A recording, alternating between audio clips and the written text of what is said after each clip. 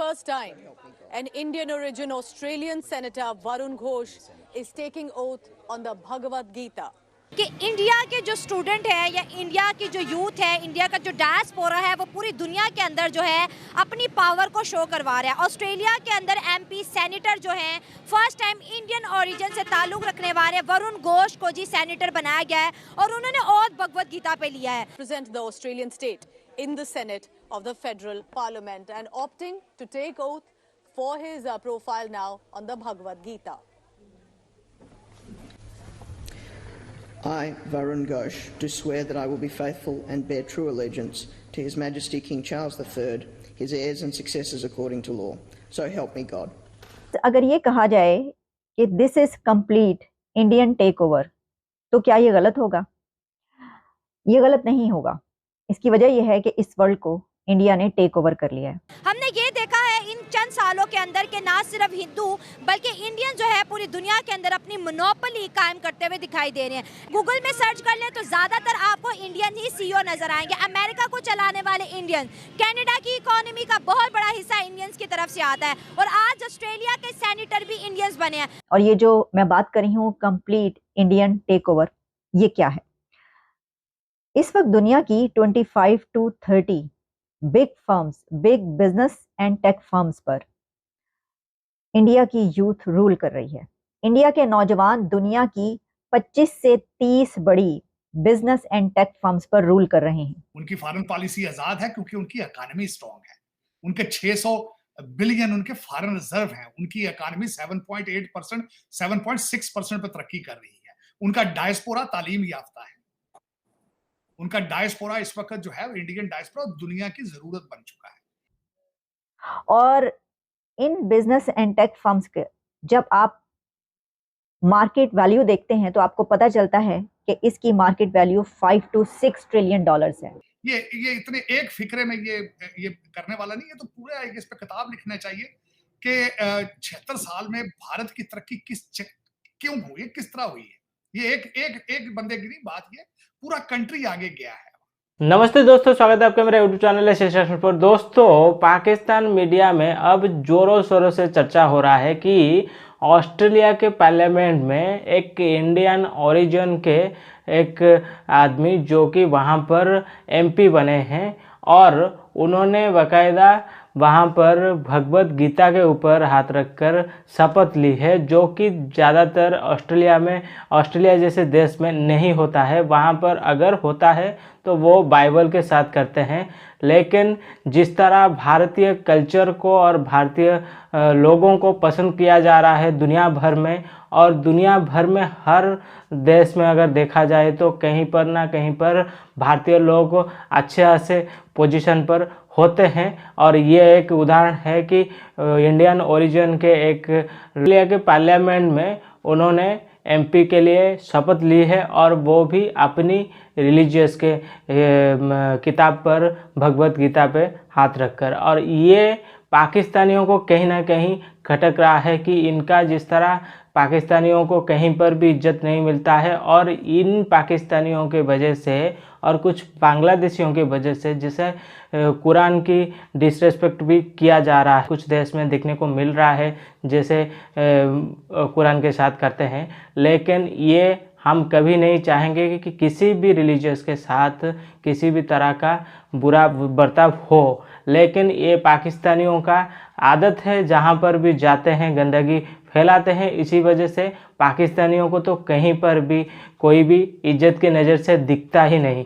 लेकिन भारतीय लोगों का जिस तरह दूसरे कंट्री में दबदबा बढ़ रहा है, भारतीय लोगों का जिस तरह इज्जत बढ़ रहा है, भारतीय लोग जहाँ पर भी जाते हैं वहाँ पर अपने आप को मनवाते हैं, वहाँ पर अपने काम के जरिए अपनी मुकाम हासिल करते हैं। और अब ये देखते हुए पाकिस्तानियों को भी कहीं ना कहीं झटका लग रहा है। तो दोस्तों इस पर क्या कह रहा है पाकिस्तान मीडिया, चलिए देखते हैं, उसके बाद बात करते हैं। आज हमने एक खबर पढ़ी है कि ऑस्ट्रेलिया के पार्लियामेंट के अंदर इंडियन एमपीज ने ओथ लिया और अपनी किताब भगवत गीता पर इंडियंस मॉडर्न एजुकेशन भी ले रहे हैं, अपने रिलीजन को भी फॉलो कर रहे हैं और दुनिया में आप देखिए हर जगह बड़े बड़े ओहदों के ऊपर इंडियंस बैठे हुए हैं। वजह क्या है कि उनके पास बेटर एजुकेशन है। Ma'am they are strong then us, मतलब इंडिया में अगर बात की जाए तो वहाँ पे जितनी भी मैन्युफैक्चरिंग लेवल की चीज़ें हैं वो उनके अपने कंट्री में हो रही हैं। जितनी भी अगर हम ट्रांसपोर्ट्स को देख लें, उनके मटीरियलिस्टिक चीज़ों को देख लें, आईटी में वो बहुत आगे हैं हमसे, बिज़नेस में बहुत आगे हैं, फाइनेंस में बहुत आगे हैं। तो वो सिर्फ इस वजह से आगे नहीं है कि वो बहुत ज़्यादा इकोनॉमिकल स्ट्रॉन्ग है। बेसिकली वहाँ पे जो चीज़ें डेवलपमेंट के लिए यूज़ होती हैं वो आम आवाम तक भी पहुँचाई जाती हैं। मैक्सिमम नो डाउट कि वो हमारे से बहुत बड़ा, आबादी में बहुत ज़्यादा है, पढ़ाई में बहुत ज़्यादा है, लेकिन हम इतने भी लेस देन नहीं हैं।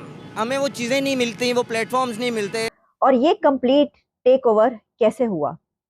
इंडिया ने ये टेक ओवर किसी से जंग करके नहीं किया। इंडिया ने ये टेक ओवर किसी के ऊपर चढ़ाई करके नहीं किया। इंडियन यूथ ने ये टेक ओवर किसी से लड़ाई करके नहीं किया, बल्कि वर्ल्ड टेक ओवर इंडिया और उसकी यूथ ने एजुकेशन से किया है। इस तरह इन फर्म्स की बात किए लेते हैं, देखते हैं कि ये कैसे कर दिखाया उन्होंने। मेरे सामने इस वक्त कुछ नाम मौजूद हैं और वो हमें ये बता रहे हैं कि ये जो इस वक्त फर्म्स काम कर रही हैं और बिजनेस जो दुनिया में हो रहा है उसको देख कौन रहा है? उसको देख तो जो सीईओज उसको देख रहे हैं इस दुनिया के बिजनेस को, वो तो सबके सब इंडियन है। तो फिर ये कैसे नहीं होगा जो ये बात की जाती है कि हर जगह पर जो है वो इंडिया इंडिया हो रहा है, हर जगह पर भारत की बात की जा रही है और पूरी दुनिया में जहां पर देखो जो है वो उनकी इतनी जबरदस्त स्ट्रॉन्ग लॉबी है। इंडिया की तो स्ट्रॉन्ग लॉबी की तो मतलब चर्चे हैं ना, हर तरफ चर्चे होते हैं, आप जानते हैं। हम हर मामले में कहते हैं हमने इंडिया से, हम हर बात में कहते हैं कि हमने इंडिया से मुकाबला करना है, लेकिन हम तालीम एक ऐसी फील्ड बता दें जिसमें हम इंडिया से बेहतर होंगे। मैम कोई भी ऐसी फील्ड नहीं है जिसमें कोई भी नहीं है, कोई भी नहीं है। ना एजुकेशन में हम उनसे बेटर हैं, इवन के स्पोर्ट्स में हम उनसे बेटर नहीं है। यहाँ पे हमारे अगर हॉकी है, एक नेशनल गेम है, हम उसको इतना प्रमोट नहीं कर पाते। सर अगर हम बात करें अमेरिका की बात करें तो वहाँ पर जो प्रेसिडेंट के इलेक्शन है रामास्वामी लड़ने वाले हैं। मतलब कुछ सालों के अंदर हम देखेंगे कि जो अमेरिका का प्रेसिडेंट इंडियन है, बरतानिया का ऑलरेडी इंडियन है, ऑस्ट्रेलियन पार्लियामेंट तक भी इंडियन पहुँच चुके हैं। वो अपने मुल्क को भी रिप्रेजेंट कर रहे हैं, इंडिया के लिए फैसिलिटीज़ भी भेज रहे हैं, बच्चों के लिए वीज़ाज भी ज़्यादा से ज़्यादा कर रहे हैं। तो सर वो उसने तो आप देखिए पूरी दुनिया को अपने कंट्रोल में कर लिया और पाकिस्तान को सेट असाइड कर दिया बहुत पीछे। कभी इन्होंने सोचा कि पाकिस्तान का क्या बनेगा? बॉटम लाइन तो पाकिस्तान की है ना, जलीलो ख्वार तो अब पाकिस्तान हो रहा है ना, बाहर थप्पड़ तो पाकिस्तान को पड़ रहे हैं ना। तो अब भारत इस वक्त टक्कर का मुल्क मिल गया दुनिया को। मैं बल्कि ये कहता हूं कि कॉलोनी वो जो इन्वेजन यहाँ पे होते रहे, इन्वेडर्स और कॉलोनियलिज्म का बदला अब लेने के लिए भारत तैयार हो चुका है, मैच्योर हो चुका है। ये मानना होगा मैं इस वक्त जिस तरीके से भारत ने, और उसके पीछे सिर्फ एक सीक्रेट है, तालीम, जिसको आप छोड़ के भाग चुके हैं। आप भाग गए। आप मैं परेशान हैरान होता हूं आपके वकला और जजेस, जब मेरे दोस्त जो मेरे मेहरबान हैं, मुझे जब वो मैसेज करते हैं व्हाट्सएप पे तो दो फिक्रे इंग्लिश की नहीं लिख सकते तफसील के साथ, उर्दू में ट्वीट करना पसंद करते हैं, उर्दू में कम्युनिकेट करते हैं। शर्म की है इस पे ये बात है। उनको इतनी वैल्यूएशन दी जाती है, रिस्पेक्ट मिलती है, वो सिर्फ इस वजह से नहीं मिलती कि वो बहुत रिच हैं, वो बहुत पढ़े लिखे हैं। एक्चुअली उन्होंने अपने खुद को मनवाया है।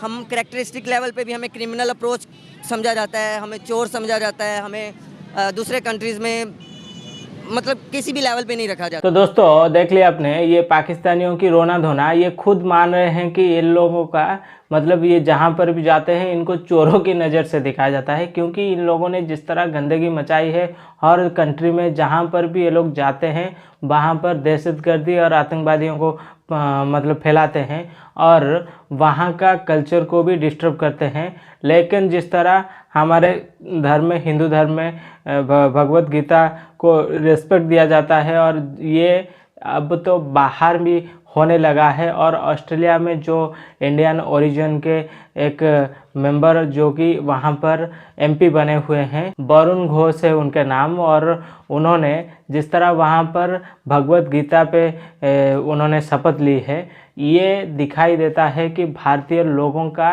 दुनिया भर में अपने आप को मनवाना के साथ साथ अपनी कल्चर और अपनी रिलीजियस को वहाँ पर भी प्रमोट करते हैं और मानते हैं।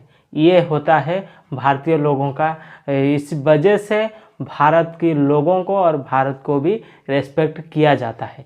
लेकिन जिस तरह इनके हरकत है पाकिस्तानियों की हो या कुछ बांग्लादेशियों की हो, इनके वजह से इनके जो होली बुक है उनको डिसरेस्पेक्ट किया जाता है, जो कि हम लोग नहीं चाहते हैं कि किसी भी रिलीजियस की किताब को डिसरेस्पेक्ट किया जाए, लेकिन इनके वजह से होता है।